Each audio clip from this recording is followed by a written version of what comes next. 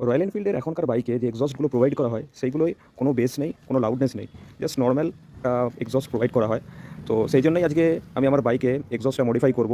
তো আমার বাইকে আমি ফিট করব গ্লোবের কোবরা এক্সস্ট। তো এটা হচ্ছে বক্সটা, যেমন তোমরা দেখতে পাচ্ছ গ্লোব এক্সস্ট লেখা আছে এখানে।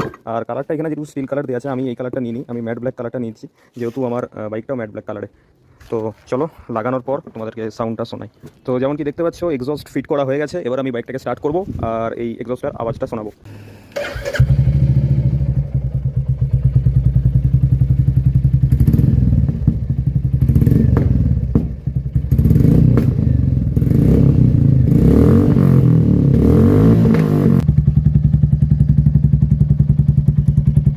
তো যেমন শুনতে পারলে এই কোবরা এক্সস্টের লাউডনেস আর বেস দুটোই খুব ভালো আছে, যেমন লং পাঞ্জাব বা শর্ট পাঞ্জাবের মতো অতটা রাফনেস নেই। এই সাইলেন্সারটা অনলাইনে নিতে গেলে 2500 থেকে 3500 টাকা অবধি দাম আছে, বাট আমি লোকাল মার্কেট থেকে নিয়েছি, তাই আমার 2200 টাকায় এই সাইলেন্সারটা হয়ে গেছে।